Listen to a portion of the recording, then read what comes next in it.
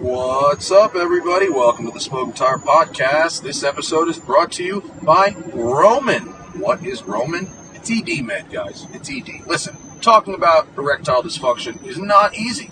Usually we just brush it off, blame ourselves, saying things like, oh, I lost my mojo, or avoid it altogether with excuses like I had a long day at work, or I'm just not feeling it, etc. But with Roman, it is easy to talk about with a real doctor who can prescribe real medications. It's simple, safe, and totally discreet. With Roman, you can get a free online evaluation and ongoing care for ED, all from the comfort and privacy of your home. The doctor will work with you to find the best treatment plan. If medication is appropriate, Roman will ship it to you with free 2-day shipping. The whole process is straightforward, simple, and discreet. Getting started is simple. And go to getroman.com/tire for a free online visit and 2-day shipping. ED used to be tough to tackle, but now there's Roman. Complete an online visit today to connect with a doctor and take care of it. Go to getroman.com/tire today. Go to getroman.com/tire today. If approved, you'll get $15 off your first order of ED treatment. That's getroman.com/tire. getroman.com/tire. We are also brought to you by Ritual.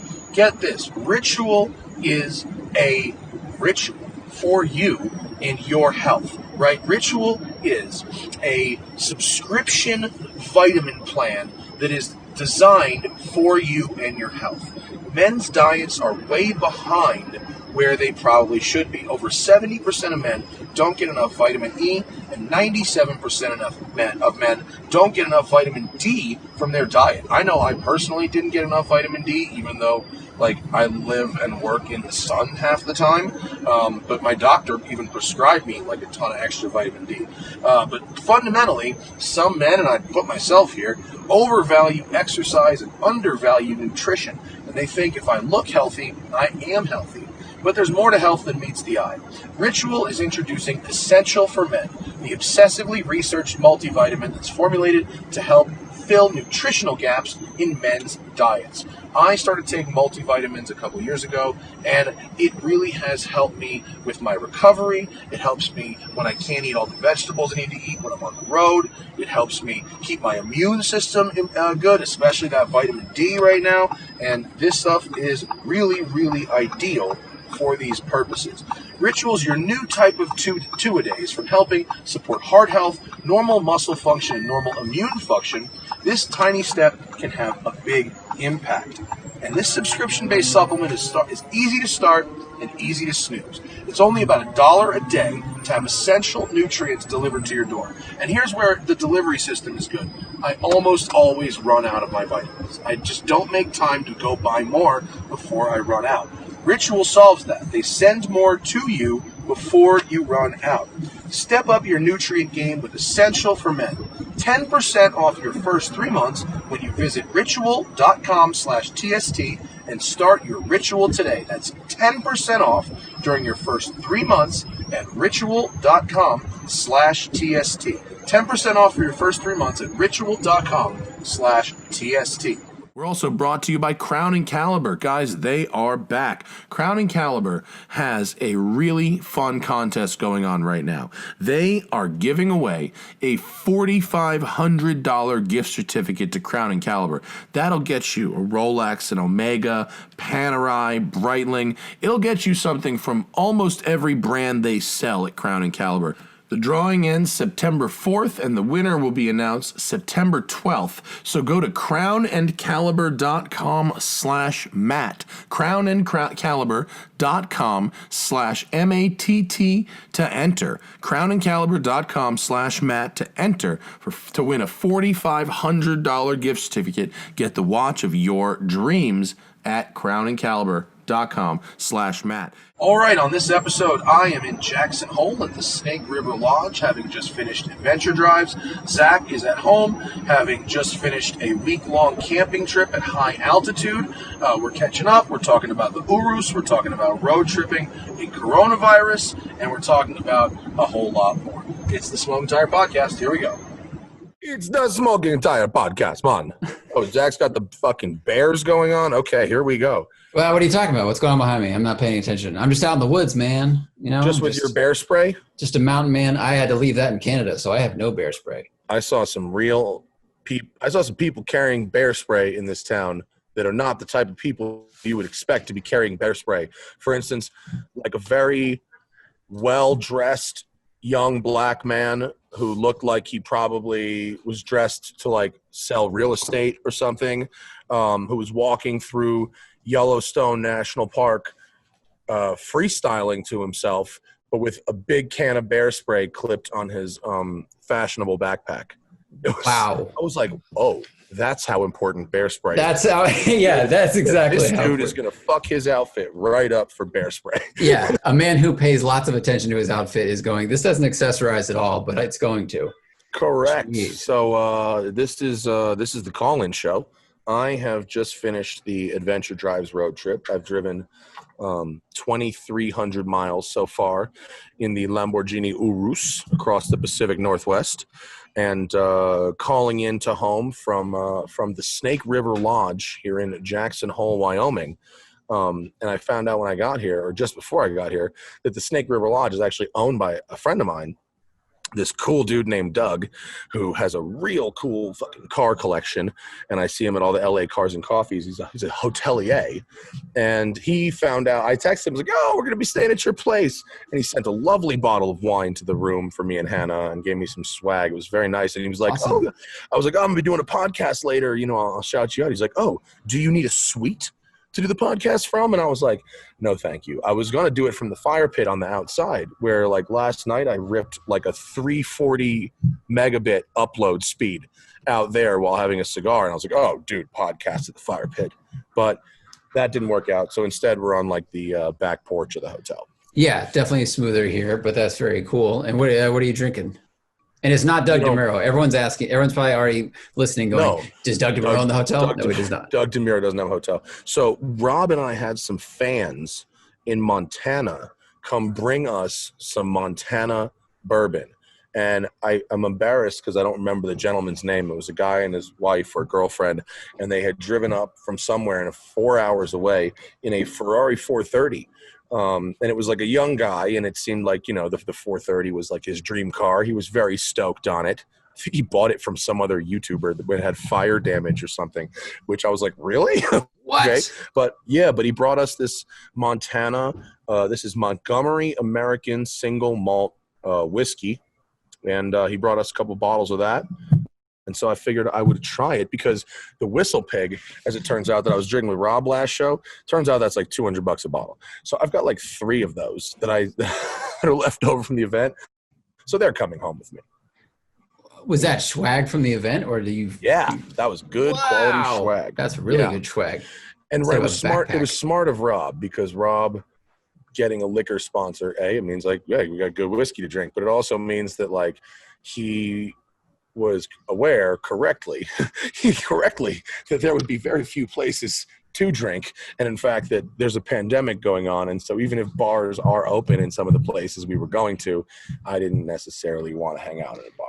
That's a great point. The idea of being in the great American West and having some kind of back porch, any kind of back porch, a cigar and a good bottle of whiskey, that'll do it. If you're in cowboy land, which you are, like, you got to drink brown liquor, right? Yeah. It's got to be whiskey. I thought we'd be a little more in cowboy land than we are. Like one of the places we stayed, which was called the Tethero outside of Bend, Oregon, was truly like a lodge in the kind of middle of nowhere, where it was all, you know, expansive grass and stuff like that. And all the other places we stayed, like, you know, at Big Sky, we stayed at like the big hotel that's like right next to the gondola, you know, at the mountain. Like here, Snake River Lodge is like right behind me. Here is the gondola for Jackson Hole. Today, dude, I don't know if you saw on the gram this morning, Hannah and I hiked Jackson Hole this morning. We hiked the entire ski mountain. That's awesome. I've never like looked at a ski mountain and be like, yeah, I'm gonna walk up that. But like today we did that shit. It was like 2,800 foot vertical. It went all the way to the top of it. It was awesome. What elevation do you start at? What do you finish at? You start at 67 and change, and you end at 91 and change. It's a 2 hour, 20-minute hike. Up or round trip? 2 hours and 20 minutes up, and we actually took the gondola back down. Do you walk up the fire road, or do you go up like a run? No, I someone who clearly doesn't ski yesterday was like, oh, they've got a trail. You just like walk up. It's like a green run that you're walking up. And I'm like, oh, okay. Like I could walk up a green run, but it becomes apparent very quickly that that's not what this is. This is a trail that somebody made. You know, it crisscrosses several ski runs, but it's a hiking trail.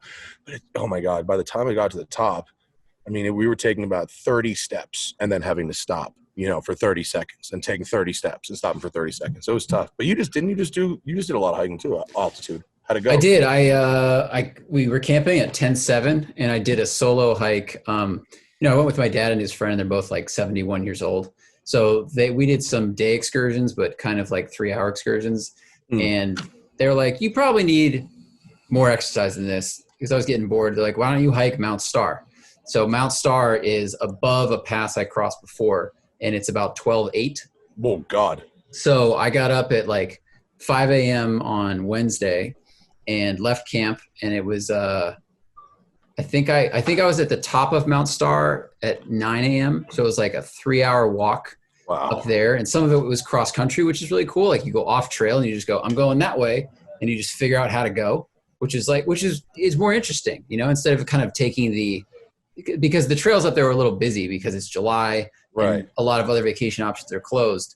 So yeah, but I thought you were in the middle of, your camp was like a hike in only camp. Like how busy could it have been?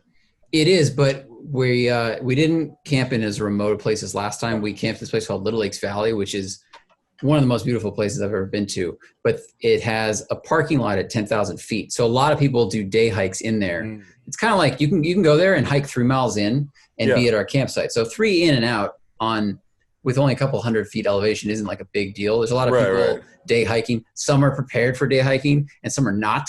And a hailstorm showed up the day after, or the afternoon of my big hike, and probably wrecked some fools because it was like corn puff sized, like tricks are for kids size hail for an hour.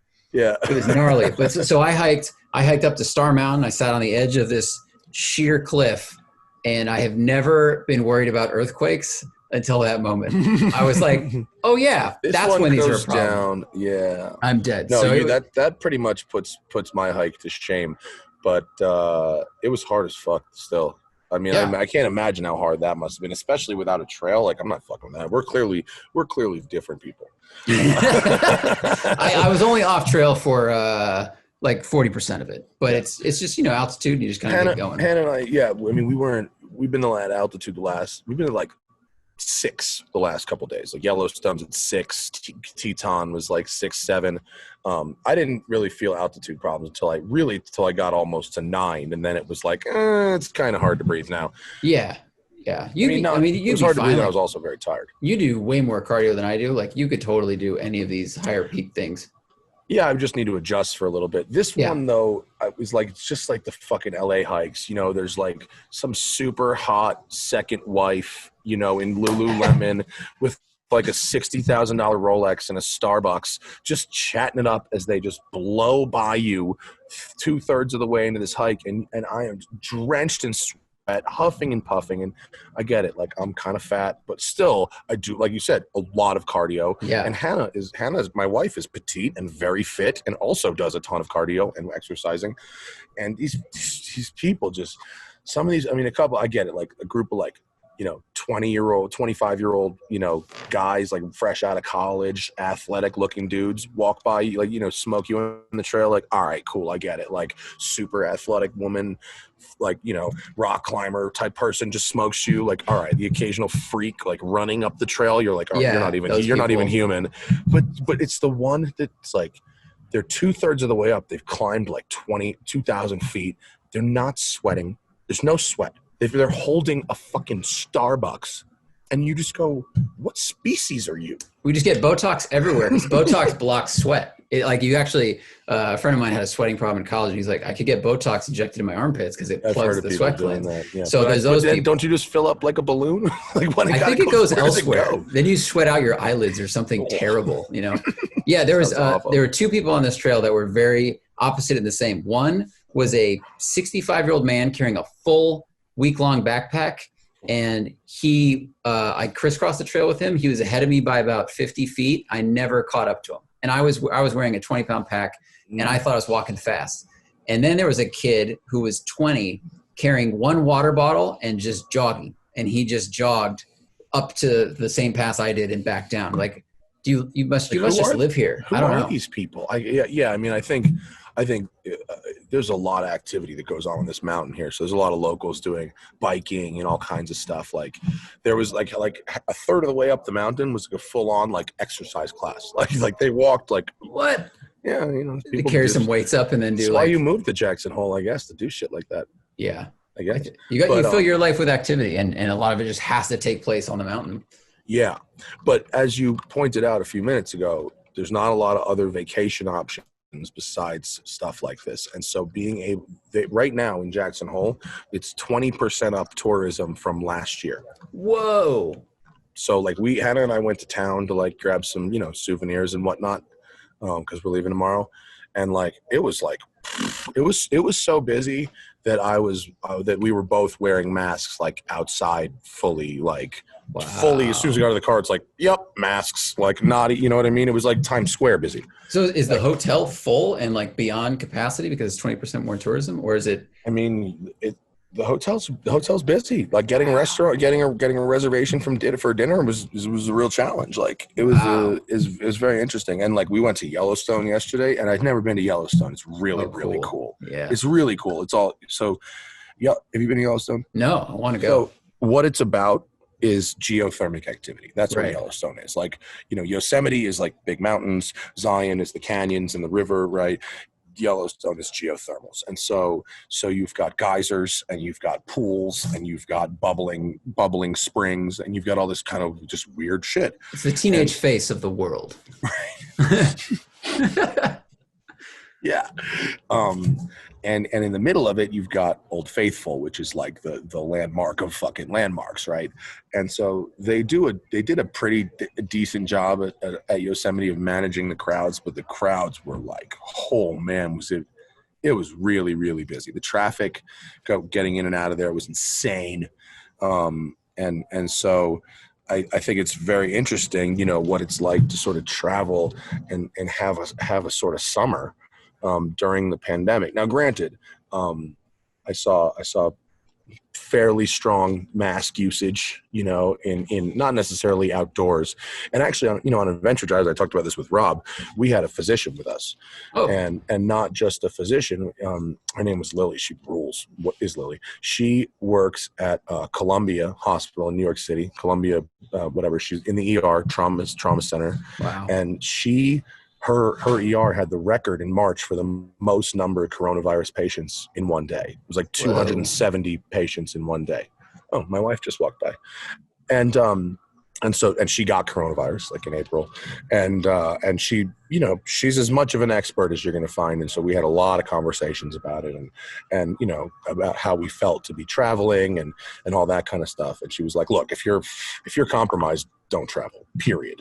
But if you're otherwise healthy, you know, she said that masks indoors and hand washing and hand sanitizer are so effective. Those two things are so effective that if everybody did those things, you wouldn't have to do anything else.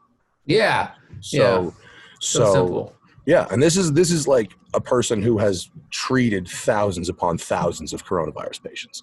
And so we had a lot of talks about that. And I think, you know, all the businesses, you know, it seems like even in what you might call red states, you know, there's signs on the doors that it's official policy is wear masks inside and stuff like that. And some of the policies are, you know, as I talked about with Lily, doctor, some of the policies are a little inconsistent and not necessarily driven directly by the science. They could be driven by other things. And so the idea that if you're sitting at a table, you can take the mask off, but if you're standing right here, some of that stuff is a little ridiculous. But anyway, it's busy out here, man.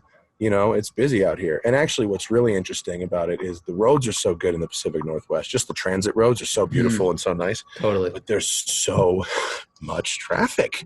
There's a lot of cars on these roads, and these are single lane roads. So, either you have to mentally prepare yourself to drive very aggressively and make passes, not double yellow, but make passes on every dotted section. You're passing RVs and trucks and guys towing boats and all kind of shit. Either you have to drive, cannonball, or you're sitting there doing 54 and a 65 behind a line of 50 cars, and it's actually, I'm driving this Lamborghini Urus, which I've actually come to really, really like. It's such a charming and nice thing. There's so many good things about it, and fucking $250,000. There better be so many good things about it. You know what I mean? But like, it's not purely a branding exercise. It's actually a very, very nice thing. But Lamborghini has figured out that I think, like Porsche, they can nickel and dime. And they will call it a la carte. They'll let you customize whatever. So the base price of this thing is $207,000. The one I'm driving is $270,000. So it has $63,000 in options in it. And within an options list that would buy you a Porsche Boxster, okay, radar, cruise control, and cooled seats are not included.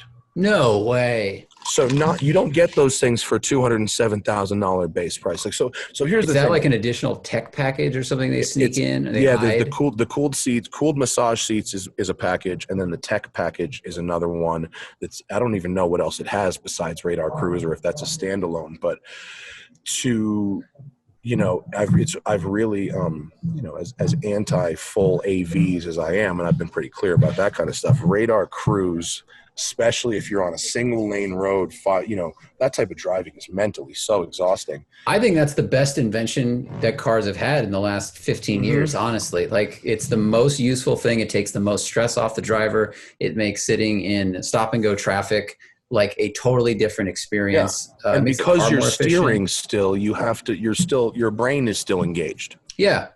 But you don't have to because if the car in front of you is varying its speed by 1 mile an hour every second because they don't have cruise control or they're messing around with their pedals or whatever, you don't have to do the same thing constantly for hour, right. 2 hours. And I know that I haven't been blessed with the most Adonis-like figure, and I know that I haven't spent the last 20 years purely taking care of myself physically, but when I sit in a car, and even a very comfortable car like the Lamborghini Urus, and it is very comfortable. If I sit in that car and I have to personally hold it with my foot at 55 for 3 hours, we just did 2,000 miles, my leg hurts. Like, my heel actually is bruised from that. You know what I mean? It actually, it hurts over time. And so, especially Glacier National Park, the going to the Sun Road in Glacier National Park is visually, and if you could close it down, one of the best roads in the world. As it is objectively, it's a 25 mile an hour road at almost all hours of the day because of just the amount of volume, right? And it goes through Glacier National Park. It's extraordinary. There's waterfalls that go over it. It's so awesome.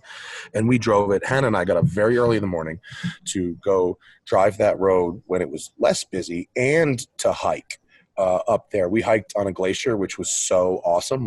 It was July 24th, and we hiked on snow. It was so cool. I'm looking at photos of it, and there's water pouring onto the road, under the road. Wow, this looks. With the little stone wall next to it, it looks like it would be Switzerland or Italy because we don't have that many places in America that have those kind of low stone walls. Wow. So the picture, that's from Glacier that you pulled up behind you, right? Your desktop background? Is that a Glacier National Park? That's shot. I took that on my hike, but I can. Really? Let me put one up for Glacier. This is amazing. It looks like the hike we did at Glacier, but we saw some moose, which was very cool. But the road, the cars. The point is that road, even at 6 o'clock in the morning, was 45 miles an hour instead of 25 miles an hour, but it wasn't like we were having fun.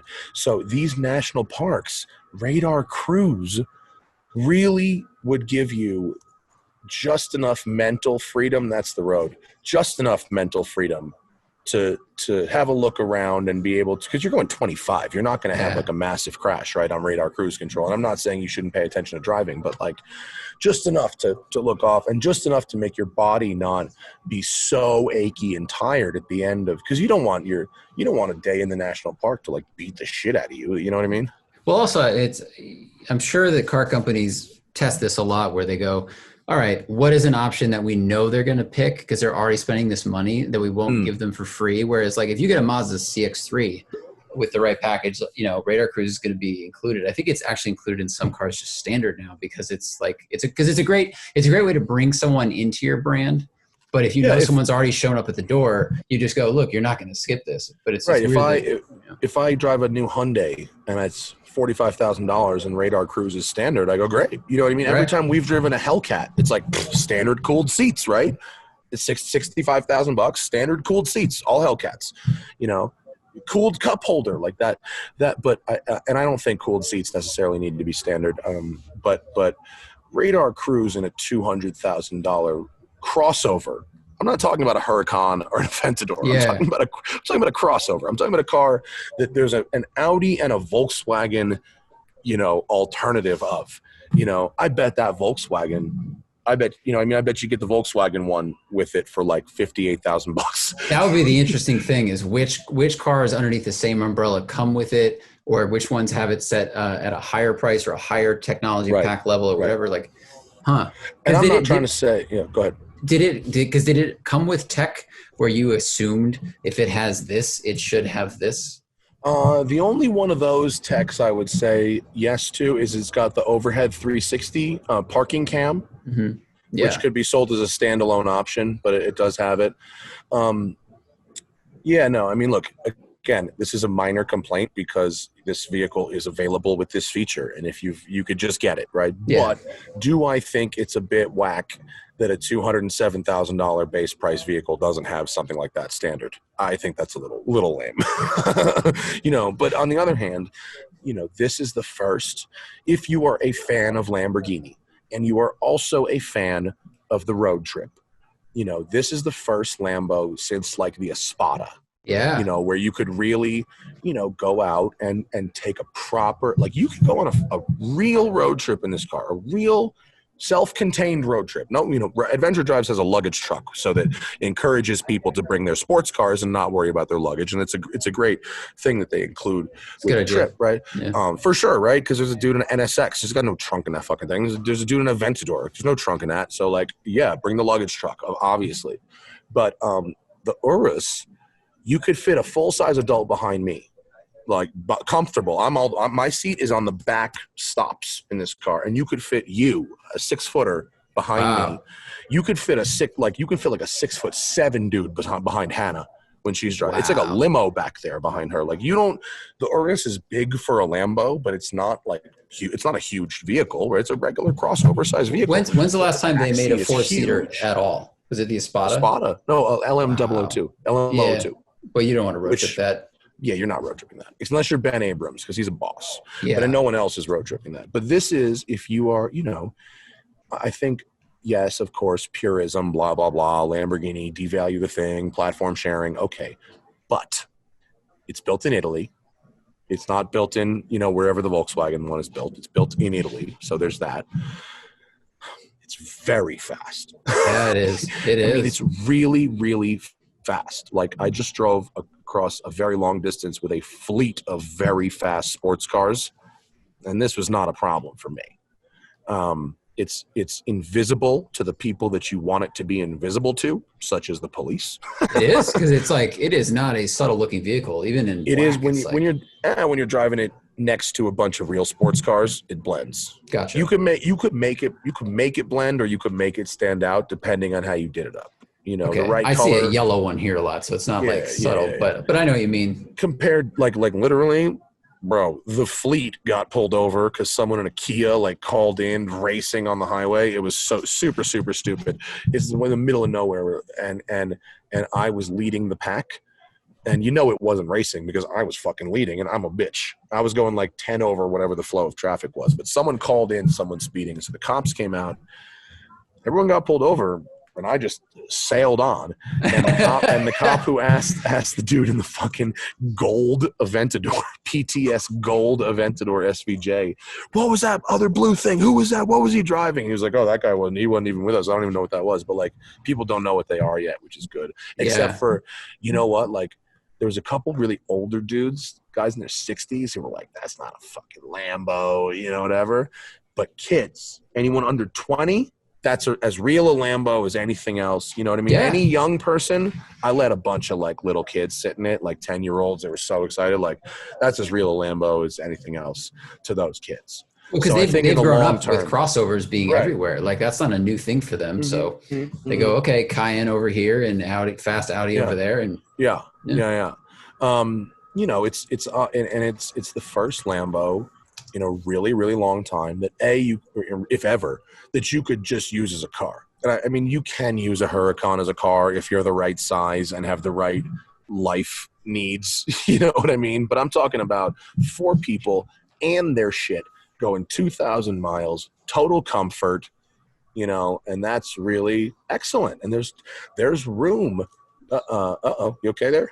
Yeah, Oh, I'm pulling up a Lambo interior photo. Oh, cool. There's, you know, I think there's room for a market like that. I think they'll sell for a vehicle like that. I think they'll sell a lot of them, and I don't hate it. I don't hate it ideologically, because I think that if they made a sedan, it would have less room and hold less stuff, and I wouldn't want to go any faster than this thing goes. This thing goes fucking crazy fast. I don't need to go that last 5% that it would get because it's a sedan.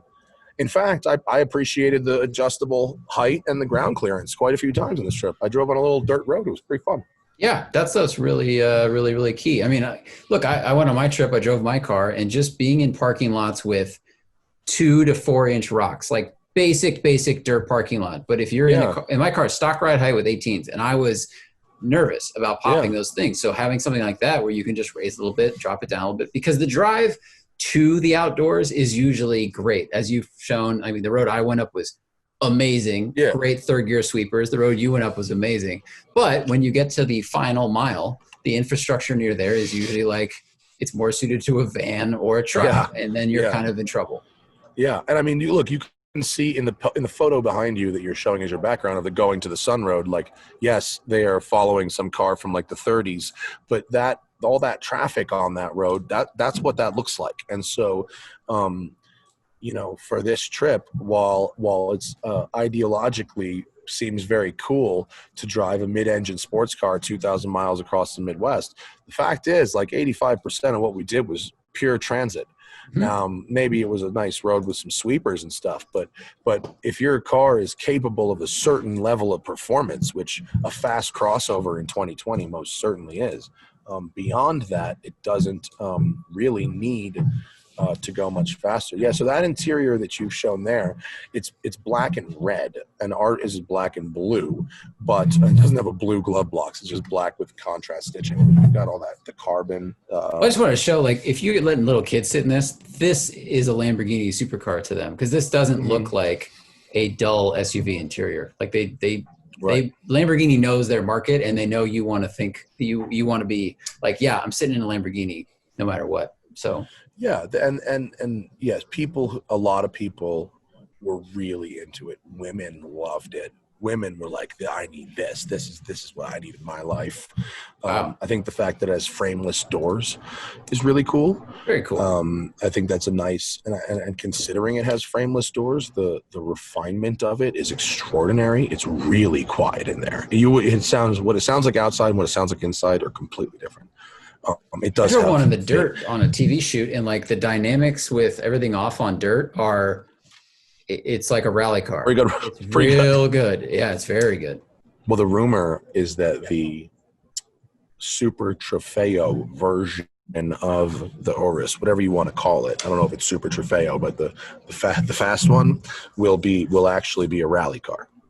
That the Super Trofeo.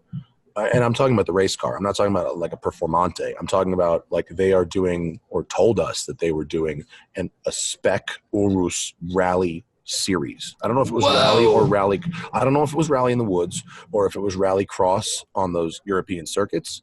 But the implication at the launch last year was that the highest performing race variant of Urus would be a rally car, which would be amazing. I imagine rallycross, because that's a big car for you know, in the woods rallying. I don't think it's woods. I think it's rallycross. That's really cool. And, I also, because I think they it's, you know, it's customer racing, right? It's not professional racing. Right. So you're not going to get customers to race, you know, $250,000 600 horsepower rally cars in the woods. Like, it's just not going to happen. And if you have basic driving experience, you could jump into rallycross and like, you'll be okay. You probably won't crash and hurt yourself too much. And you understand where you're going over and over and over again. Yes. But jumping into the woods with that kind of power would be real bold. It'd be that's cool. Terrifying. You know, look, it's expensive, and on a totally objective this versus this, you know, you can get a very fast Range Rover or a very fast Cayenne or a very fast X5 for less money, you know, or very fast Audi Q8 for a lot less money. Part of what you're buying into is the brand and the styling. Totally. Part of what you're buying into is the performance, which is extraordinary. And some level of exclusivity and whatnot. And then there's a real hefty profit margin built into all the carbon. Like, this thing has, like, the one I'm driving's got like 40K in carbon in it. And it's like, is it the chopped carbon or the kind of woven carbon? No, it's not it's okay. Woven. It's woven. Good. Yeah. Good. It's woven, but there's a lot of it. Very little of it makes any difference. You know, it does add to the overall, you know, flavor of the car, but there's a Boxster in options in this thing. It's crazy. And most of them are purely cosmetic. Yeah. And so, you know, you can really choose your own adventure. But they're all really expensive. I mean, you know, and so it's hard for me to. It's not hard to review a $200,000 car. It's just hard to like. You know, well, there's a lot of competition in that space, and there's a lot of cars that there's also a lot of who gives a fuck. A lot of who gives a fuck. Like, rich people being rich people. Who gives a fuck? Why is this news? You know what I mean? But you know, if it's $500,000, if it's $1 million, there's still some awesome stuff out there that rich people can afford, and I'm glad they can, because it makes companies build these spaceships that we get to see and enjoy and appreciate, and it inspires other, you know, kids sometimes, and sometimes it trickles down and sometimes it doesn't. But I think with this, you can get a lot of the way there with, you know, a mid-$100,000 car like, you know, the SVR or something like that. Yes. But I will, and while I don't really like the Urus styling, I will say that the three fast SUVs I do like, which are like the SVR and the Range Rover Sport, they kind of look similar in shape both to each other and to other SUVs. And once you hit a certain price point, you don't want to be confused with something inexpensive. Right. So I get it. The real difference between this and like the X3M and the Macan Turbo, because like a good driver could probably drive an X3M or a Macan Turbo fundamentally as fast as they could drive this. Mm-hmm. But the backseat space, it's a physically bigger vehicle. Well, this is more against a Cayenne Turbo S, right? Yes. But it's really nice. You know, I don't hate it. I hate it in yellow, but in other colors, it's really like, I get why you'd want to drive one. Like Rob Ferretti had the best line. It's a Lamborghini. It's something's for Lamborghini owners to drive when they want people to know they're Lamborghini owners, but they're not driving their Lamborghini. It's like that. That's too many words. That's like 7 too many words to make that joke, but that's what it is. Yeah, you can tell people you're a Lamborghini owner when you don't want to drive a Lamborghini, because, you know, a Performante, like, it's low and tight, and it's kind of a pain in the butt to take to the store, even though supercars have gotten really good at that trick. It's fine to take to the store. It's tough to take on vacation. It's tough to take on a road trip because you can't pack that much into it, especially the Lamborghinis, because they're all-wheel drive. If we're compared to the McLarens and the Ferraris and the rear-wheel drive Porsches, when you don't have that hardware up there, your frunk is much bigger. So a McLaren and a Ferrari will fit like twice as much shit in the front as a Lamborghini will, because they're not all-wheel drive. Yeah. NSX is even worse. Yeah, well, that's why you guys have that luggage truck, and that's something people Mhm. don't think about when they go, "Ooh, my favorite car is XYZ." I would drive it Right. everywhere. You're like, well, you can't really take it to the grocery store unless you're making one sandwich just for you. Yeah. No, this thing will hold luggage for four people. It's good. It's very good. And Yeah, the stereo is really good too. Um, there was a couple really kind of funky, strange things about it though. The door handles are all they're electric, but it's like a real handle, but that actuates an electric lever. So that's like funny. you pull them and it's like it's clearly not actually releasing anything. And so there's like this really weird delay where you feel like it doesn't work, but then it does. So that's kind of weird. There's some little like you have to put it in reverse. The lever is in the center console, but to put it in drive, you tug the paddle. Like you don't hit. There's, you know what I mean. So you have to go from this to this. Which to me is not that weird because I drive supercars where the buttons are down here. But my wife is like, "You're telling me that drive and reverse are in completely different parts of the car?" I'm like, "That's a good point. Yeah, Yes, that's a great point. drive and reverse are in completely different parts of the car. That's true." It's okay. So It's like yeah. you got to activate it with a lever, then activate it with a different lever, and it's turning two keys. Yeah, that is a Yeah. little silly. It's a little silly. Um, no, but it's been cool. It's been cool. And how is it Um, quiet on the road? Like when you're just, highway cruising? How's the the wind car? noise? Yeah, Oh no, the car's good. The car's Okay. super refined. Yeah, if you put it in sport mode, it pumps the fake shit into the cabin and makes it sound a lot louder than it really is. It's based on the Panamera turbo engine, so it's the 4 liter hot V thing. It's got a well-tuned exhaust. The cold start is pretty nice. They've done a good job to aggro it up sufficiently. It's got a burble tune because of Mhm. course it does.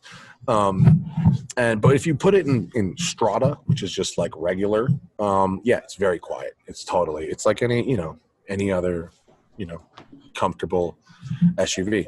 Nice. Hannah really likes driving it too. Hannah drove her highest speed she's ever driven, allegedly. She'd never gone faster than 105, but of course, we were on a closed section of road, and Mhm. she managed to see 138, which is a That's a big good difference number from for her. 105. Yeah, good number Wow. for her. She just That's needed very some cool. encouragement, and a nice closed stretch of road. That's So awesome. it was good that she got her new top. I told her by the time, because we're in Jackson Hole right now. We're 900 miles from LA. We still got to drive home. Yeah. That includes Utah and Nevada. So I told her that we will find another closed road, and by the time this trip is over, 150 will be in sight. Wow, that's a big difference from 105, man. I remember Not that. in this car. I mean, I hit I think I broke like 100 in my Pontiac, and then I owned slow cars. And then when I got my Jetta, which is not a fast car, but it was a car that felt safe going fast. And I hit like 138 in the middle of Nevada, and I just watched that number. I'm like, this is way beyond 106. 106 feels just barely on the naughty side because it's just over 3 digits. You're like, it's just over 100. And then once you get way down that line, I don't know. It's different experience psychologically.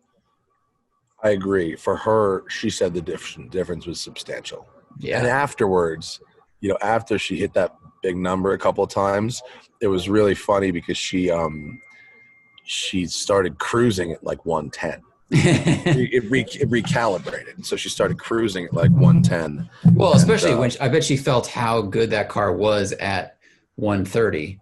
And there's some cars that feel so at home at 130. You're like, why do we even drive this at a lower speed? yeah, So competent, it's so smooth, it just feels so planted. As long as the road's good, of course. yeah, and a lot of straightaways out in Montana. Montana's good. Montana's really a good place to drive a car. It's Yeah. very civilized. Because I moved, Hannah was like, "Where the fuck are you?"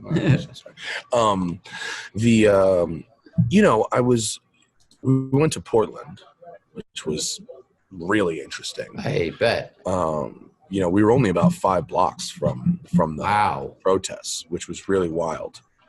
And the whole city was shut down, boarded up, graffiti. It was really, really wild. Obviously, the Portland stop was planned long before, anything was going on. But it was really sad. just in general, it's just a sad scene to see a city so shut. Now, let it be known that I'm on the side of the protesters and not on the side of the cops. And this one is certainly not on the side of the federales or whatever the fuck the unbadged camo guys that are kidnapping people on the streets. I'm against them for sure. But it's just weird to see a city that I've been to and is, generally a nice place just be like almost like abandoned, Yeah. I've been seeing the photos coming out of that whole place, and it's like most of the other cities have quieted down, which you don't want people to quiet down and move on from the movement and right. and the message behind the protesting. But like maybe I'm just checked out of what's going on around the rest of the country. But it seems like Portland is still on almost like day 2. Like where every other city was at on day 2 of the protests, Portland seems to still be there, and it's been like a month, as far as intensity and violence. It's been 2 months. I think it's almost been 60 days. It was like day 50 when we were going through there. Wow. Yeah. What were some of the your favorite stops along the way on this trip?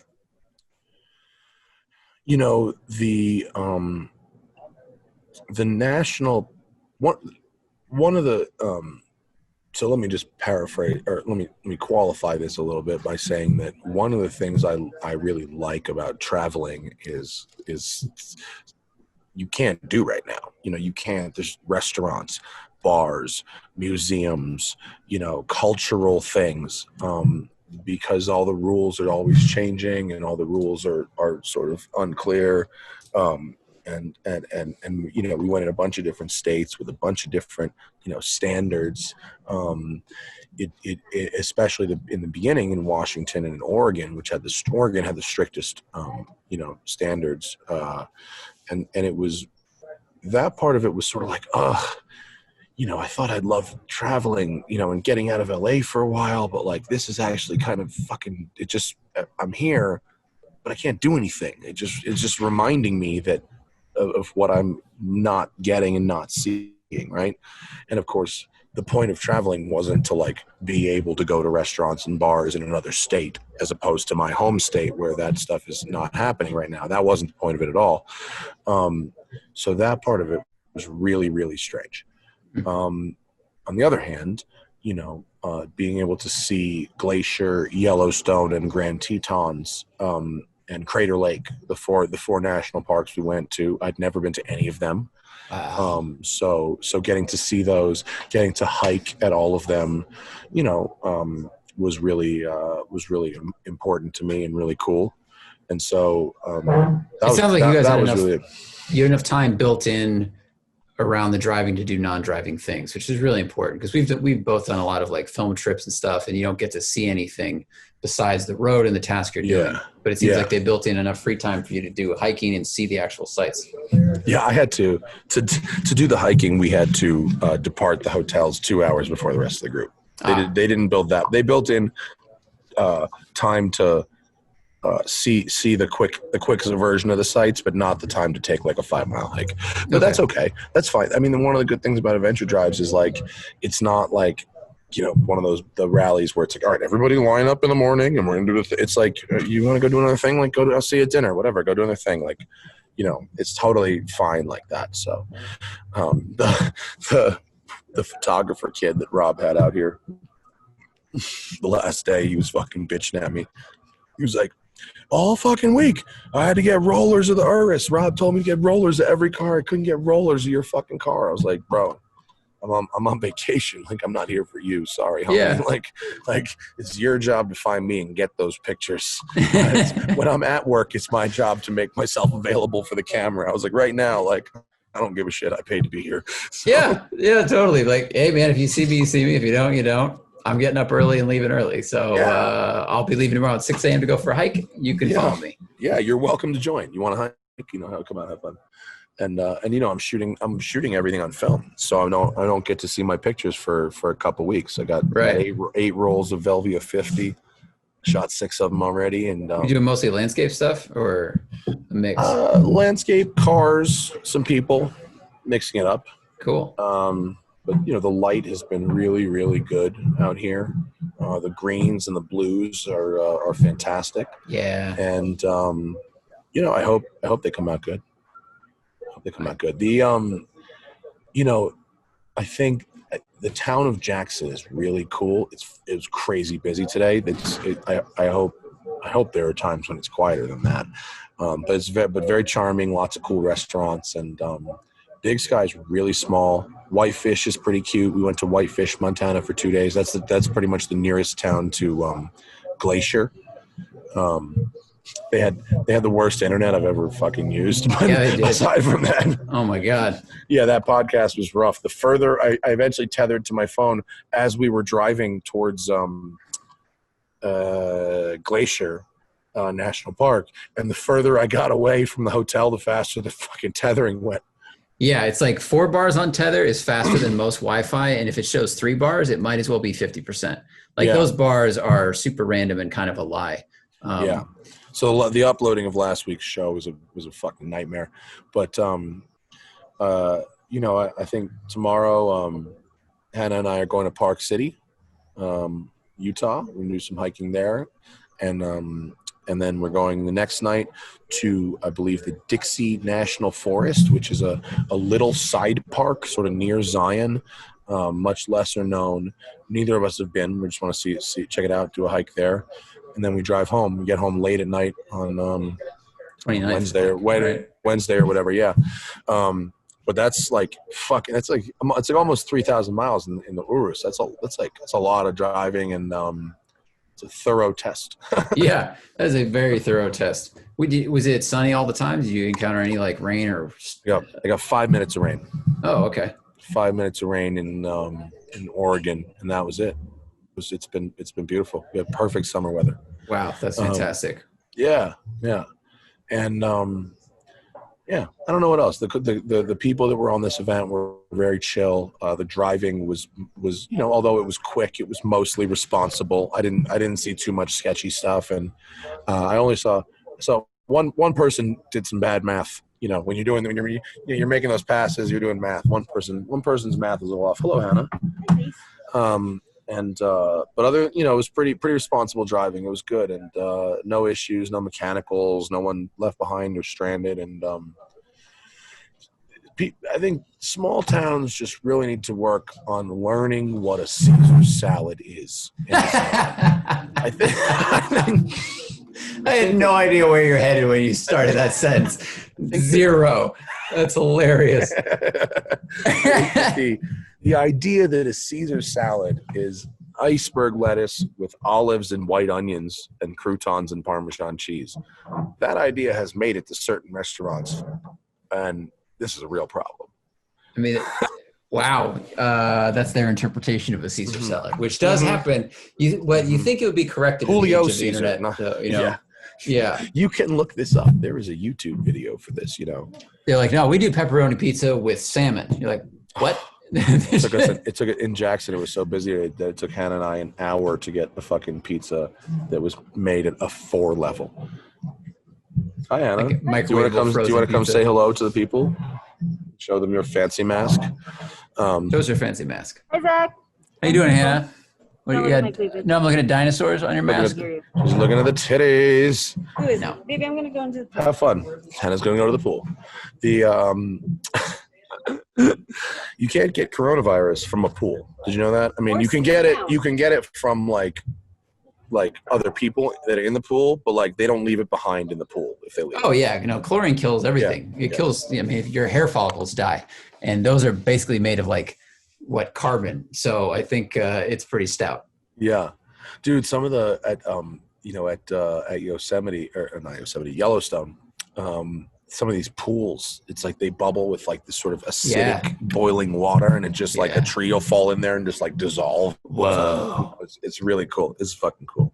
The colors there were amazing. There's some natural hot springs near Mammoth, and there used to be more of them open, but apparently too many people would jump into the boiling end thinking they were tough, and then turn themselves into chicken soup. They would die. Yeah. And it was like roped off with signs, but people will just go, no, I'm tough as fuck. You're like, you're not tougher than boiling water. Like, at Yosemite, because I'm wearing the fucking shirt and I see myself in the stupid screen. That's why I'm saying that.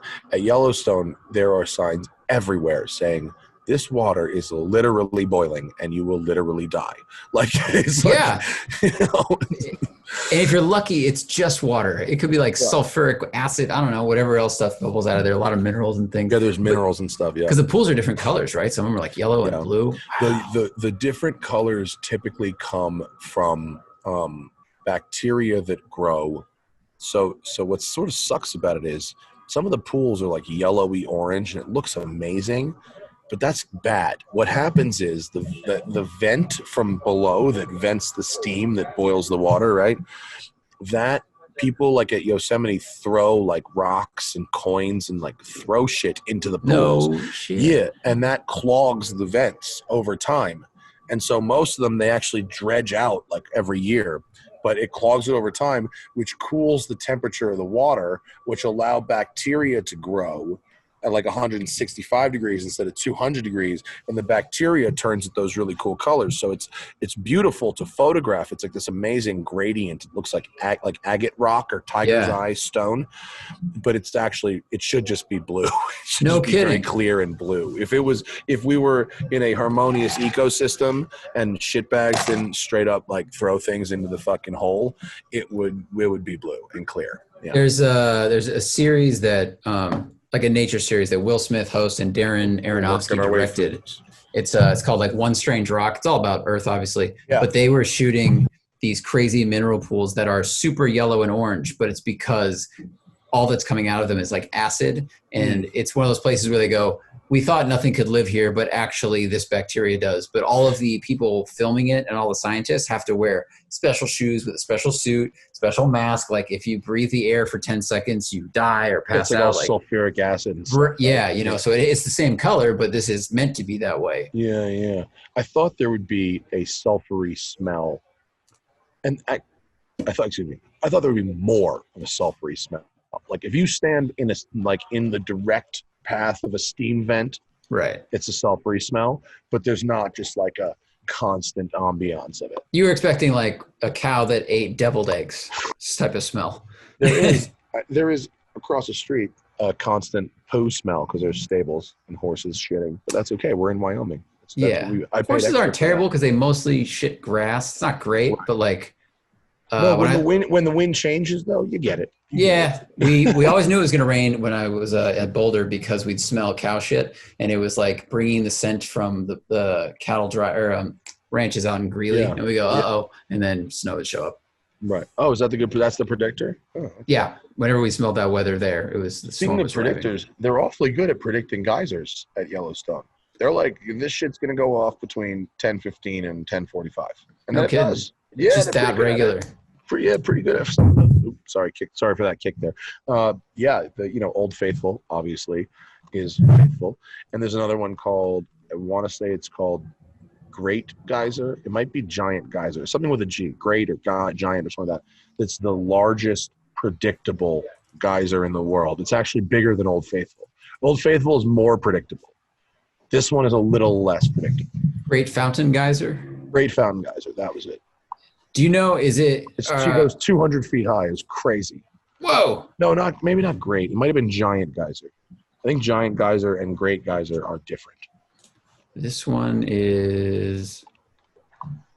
is in Yellowstone, but there's probably they're like half a mile. Great and Giant. Giant is the one. Do they occur like so regularly because they blast off steam and then it cools down a little bit and then water in there and it just gets heated up by lava and it builds up some kind of pressure again? Yes. It's literally like a tea kettle that never gets turned off. So the lava down below heats an underground pool, which eventually, the difference between a hot spring and a geyser is that a geyser has a choke point where pressure can build up. A hot spring is just magma that heats water, and it just goes straight up, and you just get a hot pool of water. It never erupts. When a choke point develops is where you get pressure, and then it erupts. And so, these things have been going for all throughout all of recorded American history. So they have records going back to like the early 1800s, of these things going off and regularly. So it's been going for a while, and not all the geysers are like, some of them, like there's one that's like it goes off, like it went off like 20 times in 2010, and then once in 2011. And like, so they just don't know. And then other ones like Old Faithful are like, yeah, it's between 60 and 90 minutes every time. Wow. Yeah. That's very cool. I mean, it's a perfect tourist attraction then, because you know it's going to happen, right? Mm-hmm. It's not like maybe we'll Looks get super lucky, cool. maybe we won't get lucky. Yeah, looks super cool. You know, at Old Faithful, certainly they have a very large, almost stadium, you know, set up around it. And most people just fucking stop and look at Old Faithful and leave. But we went on like a 5-miler, and we probably walked past like 30 geysers. It was awesome. Damn. Really, really cool. Yeah. Wow. And like we saw a couple little random ones go off. We saw the big giant one go. It was awesome. It was That's really cool. amazing. Yeah. Yeah. Geothermal activity. We didn't have anything like that. We hiked to an 800, how tall is it? A couple 100-foot waterfall called Rainbow Falls outside Mammoth, which you would dig. It's like a 5-mile hike, and it's a waterfall that keeps cutting itself away because, like, I can't remember, the lip, the stone lip where the water goes over is made of one kind of mineral, and then below it is a softer one. So as the water trickles down, it erodes that and eventually collapses. So the waterfall has actually moved backwards like 100 feet over the last 50 years or something. But it's cool. it's the most like, it's good. You know, it reminded me of Iceland. Remember the waterfalls in Iceland? They're really broad. They fall a very long distance. Rainbow, pool down below, all that stuff. But it takes a little work to get there. Yeah. Not just on the side of the road. You know, I put up on Instagram that we were doing this, and they put up a couple of questions. It's not the kind of thing I'm going to do regularly because we're going back to Super Chat soon, but there's a couple that related to our trip that I just wanted to like bang through. I Am Crandy said, does the big fast SUV replace the classic front engine rear drive GT car as the best road tripper? This is a question that I kind of have already addressed. You know, we don't have a lot of GT cars really in the traditional sense that are left. I mean, the mid-engine cars are certainly more drivable every day than they were before. But the big, you know, the same way that the 911 has found ways to move their rear engine further towards the middle, right, by moving, you know, the front engine cars have done the same thing by getting that engine further back, right? And so that creates less interior room and less comfort. And so actually, I think that the question is accurate. I do think a lot of these new fast SUVs, especially the ones with the slopey roofs, have replaced the traditional GT car in a lot of ways. They're driven by oftentimes single people, single men and women, as opposed to people who need that space for their families. They have the big engines and the big rims because they want that power, that muscle feel. And they also provide a lot of comfort and practicality. So I think, yes, the market has dictated that. I mean, even on this road trip, honestly, like everyone was jealous of me at some point. Everybody. Like there was Corvettes, there was Lamborghinis, there was Ferraris, there was Porsches, there was Supra. Everyone was jealous of me at some point because on the transit stages, my car was just more comfortable, and on the fast stuff, they weren't losing me, you know. So, yeah. So I think that is correct. Let's see. Jay Bush wants to know what were the best driving roads on the trip. You know, the problem with this type of trip is we didn't really detour for out-of-the-way driving roads. We had the good transit roads. Most of our routes were off-highway. But they were busy. You know, the road was good. It was a nice road. There was just a lot of cars on it. So it wasn't like I was out there just saying, enjoying the road, and I could recommend that people go drive those roads. I mean, the roads by Cannon Beach in Oregon were very nice, which is like Goonies, like that's where they filmed Goonies. Cannon Beach was very cool. The roads through Montana were amazing. But I don't have anything in my mind that's like, yeah, go drive like US 50. That's the one. Like the going to the Sun Road was extraordinarily beautiful. The road through Yellowstone was extraordinarily beautiful. And the road in Crater Lake, all those roads in those national parks are extraordinarily beautiful, but they're very slow. You know, they're very slow. And the roads, this is a different thing. You know, we're driving, Were your It transit wasn't- roads 2-lane roads or 4-lane roads, or Most of them were highway two stuff? and two. It was mostly off major highways. That was the point. We tried to avoid major highways where we could, but the bottom line is this summer, so many people are road tripping the month of July that the off highway roads were very busy, and it was very difficult to. We could enjoy the view, certainly, but it was very difficult to enjoy the road in a traditional sports car sense. There was Anyway. Which parts would I go back for and do again? I would come back to Jackson Hole for sure. The other places, I mean, I go to Seattle pretty regularly and I like Seattle, but the other places, maybe I'd go ski at Big Sky for sure, but it was kind of boring. Otherwise, like Jackson Hole seems cool. And if I'd chosen a sports car for the trip instead of this, a 911 would have been the right choice for that. I think the 911 is just the most comfortable and usable sports car for very long transit driving. Or maybe a C8 Corvette. C8 Corvette has a lot of passenger space. Great ride. A really good ride. You could take the roof off. A lot of cool opportunities with a C8 Corvette on a road trip like this as well. Let's see. What? Having now driven the Lamborghini Urus, would I still be interested in the Audi SQ8? I would be interested to test the Audi SQ8 and see what it's like. I think the Audi is a handsomer vehicle than the Urus. I mean, the Urus obviously has Lamborghini design language going on, but the Audi, I think the general proportions and shape of it better fit Audi's design language than Lamborghini's. I know there's an RSQ8 somewhere. I don't think in America. But I would like to check it out. Yes, I would like to check it out. And I am interested in driving it. The next, Fat Kid Photos says, what's the next place that we would like to do a road trip at? Somewhere not in America. So we may have to wait for a minute. Yeah. I don't know when we're going to do that. But it really does, like, it's nobody's fault. Well, it's a lot of people's fault, but not mine or Rob Ferretti's that we didn't get to go to Canada on this trip. So I really was looking forward to driving across Western Canada, and it is a total bummer that we didn't get to do it. Next time. Julian F. Patane, favorite story with Rob Ferretti from back in the day. The first ever $500 car challenge was one of the funniest days of my life. The video's on YouTube. Just look up Super Speeders $500 car challenge. You'll see me and my sideburns and Vinny when I was when I was super thin and Vinny was super fat. It flipped.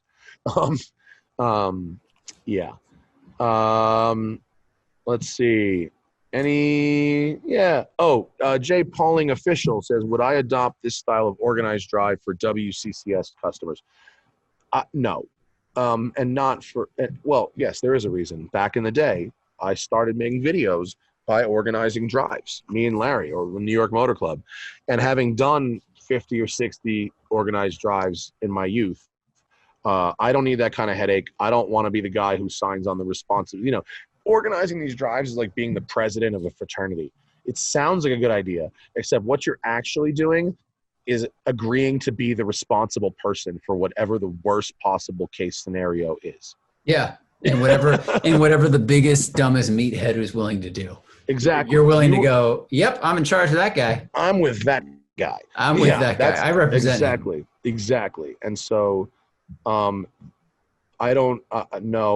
think there's enough people putting on organized drives that I don't need to be the one doing it. Now, having said that, if anyone who ends up keeping a car with me wants to go on adventure drives, and I can certainly arrange. I would be arranging the shipping of the cars and all that kind of stuff, and I maybe would go, but no, I don't want to be the one who organizes the drives. Rollworks wants to know what I thought of Spokane. Spokane's waterfalls and like that whole river area where we stayed were very beautiful. I went to one very nice restaurant, the name of which I do not remember at all. And other than that, the whole city was shut down, closed. Everything was closed. Nothing. Spokane seemed like a very charming city that was utterly devoid of people, which sort of sucked, which was a little part of my depressing first half of that. So yeah, those are some questions I got on the gram. about this particular experience. Excellent. What else do we have going on? Anything? Oh, whiskey. It's nice. I don't think so. I didn't bring any whiskey. I was nothing. The percentage of weed stores in small towns in Washington is amazing. You drive through a town that's probably like 2,000 or 3,000 people. There's like 5 ganja stores. Yeah, they got to the game early. They did. That was very funny. And they have the drive-through espresso places are everywhere, which I really like. Everywhere. They're cool. Yeah, I got a lot of drive-through espresso. Yeah. I thought I would be. I'm surprised it's as busy as it is. Honestly, I thought it would be a little more. Given how I don't want to say in the middle of nowhere because it's not in the middle of nowhere, but like it's not a part of the country that I would expect. But people are road tripping far as fuck. I met a family of 5 in an F-150 that drove from North Carolina. Whoa! I met people. People have been driving, road tripping this summer. I think really a lot. Well, I mean, imagine if you don't have, especially if you're like furloughed from work or something, and your kid's not in school anymore, and their after school or their summer activities were canceled. Like some of the people I work with, their kids' summer camps were canceled.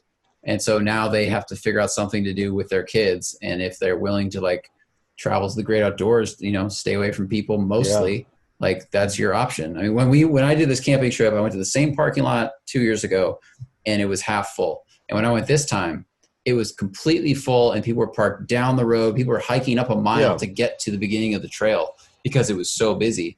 I think it's like people have fewer options that are available and that they deem safe. So going out into national parks with lots of space is an option for summer activity. Yeah, I think it's if you're going to do that, my advice would be to really be prepared to get up early. Yeah. I mean, like, because these parks have been real crazy after about 8:30 a.m. I mean, real crazy. Like enormous traffic jams, and it's been wild. Well, we went to, remember we did the National Park Shoot for Drive a couple years ago. And we were in Yosemite in July, and we needed to get a shot on one of the turnouts and like another one, and it was slammed. And I mean, we went there. It was the afternoon, but it was just buses and vans, and people just get out and they take a photo, and everyone else lines up and they get a photo, and it's just like an assembly line of iPhones and people of speaking different languages bumping into each other, different like social norms for closeness, and just it was mayhem just trying to get like that one final stand-up done for us. And we had a permit, we had a guide, we had a ranger, and even then it was just like, we're trying to deflect volleyballs that are coming in. Yeah, it was really really busy in that park. So I would say, definitely if anyone out there plans on doing parks, carry your mask, wash your hands a lot, try to be socially distant, because we definitely don't want to get to the point where the outdoor spaces are so busy that they're not safe anymore. Right. I mean, according to our physician, who I spent many hours talking to about this, people passing each other on the sidewalk don't give each other COVID. People passing each other on bicycles don't give each other COVID. That's not how it works. But if 10,000 people are crowding around Old Faithful and sitting on bleachers next to each other for an hour and a half waiting for the next geyser burst, wow, that's a different story. You know what I mean? Yeah, I had this kid walking past me on the high trail. It was him and a friend and me, and like nobody else for 40 minutes. And I happened to have my mask around my neck, so I just put it up like as, whatever. And he goes, "Oh man, I'm so sorry. It's buried. I don't know where it is. I can't." And he was so apologetic. I was like, "Calm down, man. Like we're 2,000 feet from the nearest person. We're fine." Yeah, no, that's according to an expert who I just spent a week with. Passing someone briefly on a hiking trail is not like, yeah, sure. It's not you want to show respect. You want to show that you're doing your thing. You throw your mask up for a second and you go about your business, and I'm not going to make fun of you but if you're really outdoors, this is not a problem. Yeah. I appreciated his attitude because it meant he was being conscientious and yeah, exactly, probably on point in crowds and in buildings and stuff. Exactly. But I was just like, you can relax, man. Exactly.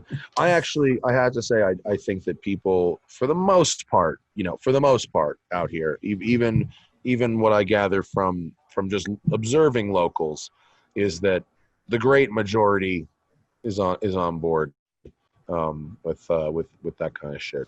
It sucks. It's super annoying. No one wants to do it. It super sucks. But I don't find it like it doesn't bother me that much. It's like air goes through it. I put it on. If I forget, it's annoying, but it's annoying. You know why I find it annoying? Because it blocks the nonverbal communication that I have with all different kinds of people in all different kinds of ways throughout my day. It's not about breathing. It's not about that. It's literally like I can't read expressions and be read, anymore in a lot of ways. And I saw it's harder for people to tell when you're joking. It's harder. It's just like, yeah, it sucks. But like you do it because you do it for the same reason. You don't drive through downtown Manhattan at 100 miles an hour, and you don't drive drunk, and you wear your seatbelt, and any other number of fucking social norms that we do, because we accept that we live in a society. But it sucks. Right. It sucks. But traveling, the plane was I felt a little shady on the plane, even though the airline did everything that I thought Delta did a really good job, actually, of making people feel comfortable and not selling center seats and stuff like that, boarding back to front. And, it was here's one. Delta will serve you beer or wine or liquor in first class, but will not serve you soda. What? Yeah. Yep. Would you like a beer or wine, sir? No, but I'd love a Fresca. Delta has Fresca. I'd love a Fresca. Oh, we don't have soda. I'm sorry? Only beer and wine. Okay. Is that why? Because they don't want to share the... What? Like, sorry, there's a burping problem that has been... I didn't want to make a big deal out of whatever the rules are, and I didn't want to be that guy, but yeah, I don't know. No soda. Well, it's probably because they basically try to share every can. They pour you half and then they put it in the thing unless you ask for the can. Oh, and maybe if they give you the can, it raises the cost. But it could be that, or it could be that they want to spend less time standing next to the people. Maybe I don't know. That less time standing in the aisles. I don't know. Delta did a pretty decent job, but I wouldn't do too much flying unless I really, really had to, because the whole it was a real pain in the ass. But summer road trip. The hotels are all doing a good job of enforcing mask stuff.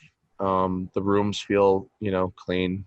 Yeah, I don't even feel clean. What does that mean? Who the fuck, you gotta be willing to have some level of risk.